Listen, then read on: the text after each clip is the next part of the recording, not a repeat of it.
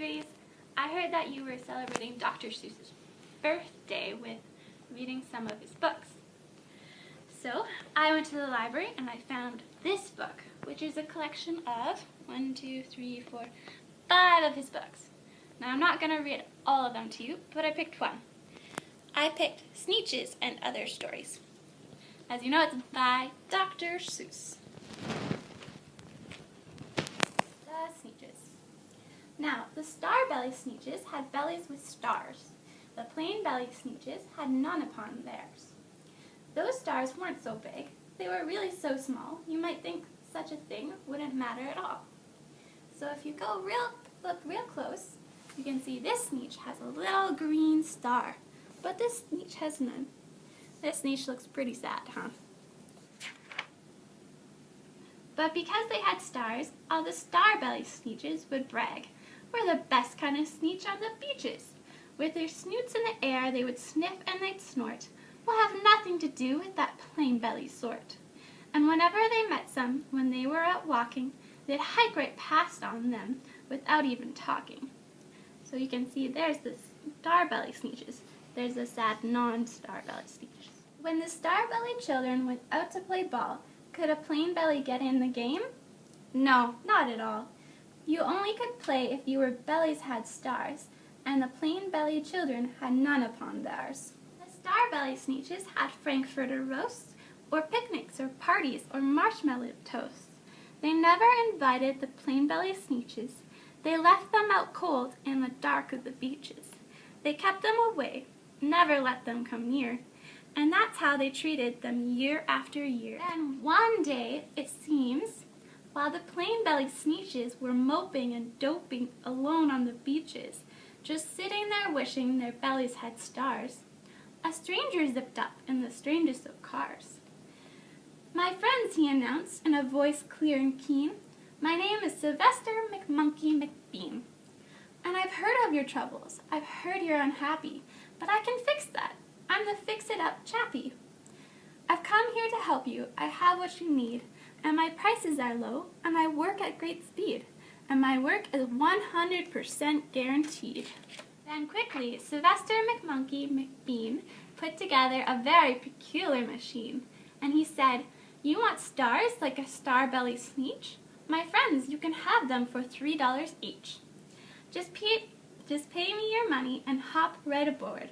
So they clambered inside. Then the big machine roared, and it clonked, and it bonked, and it jerked, and it burped, and it bopped them about. But the thing really worked. When the plain-belly Sneetches popped out, they had stars. They actually did. They had stars upon theirs. That the ones who had stars at the starts were exactly like you. You can't tell us apart. We're all just the same now, you snooty old smarties. And now we can go to your frankfurter parties. "Good grief," groaned the ones who had stars at the first. "We're still the best Sneetches, and they are the worst. But now how in the world will we know?" they all frowned, "if which kind is what, or the other way around." Then up came McBean with a very sly wink, and he said, "Things are not quite as bad as you think. So you don't know who's who? That is perfectly true. But come with me, friends. Do you know what I'll do? I'll make you again the best Sneetches on the beaches, and all it will cost you is $10 eaches." "Belly stars are no longer in style," said McBean. "What you need is a trip through my star-off machine. This wondrous contraption will take off your stars, so you won't look like Sneetches who have them on theirs." And that handy machine worked very precisely, removed all the stars from their tummies quite nicely. Then, with snoots in the air, they paraded about, and they opened their beaks, and they let out a shout. "We know who is who, now there isn't a doubt. The best kind of Sneetches are Sneetches without." Then, of course, those with stars all got frightfully mad. To be wearing a star now was frightfully bad. Then, of course, old Sylvester McMonkey McBean invited them into his star-off machine. Then, of course, from then on, as you probably guess, things really got into a horrible mess. All the rest of the day, on those wild screaming beaches, the fix-it-up chappie kept fixing up Sneetches. Off again, on again, in again, out again.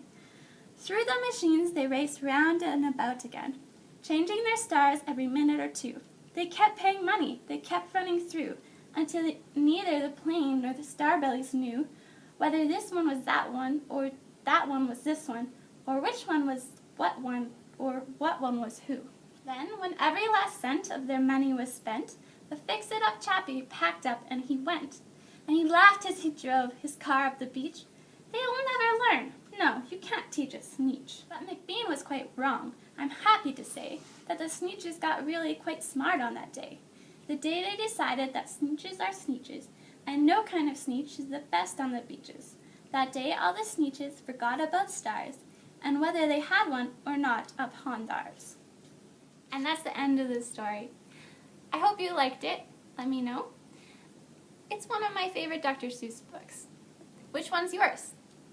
Thanks for listening, and have a good day.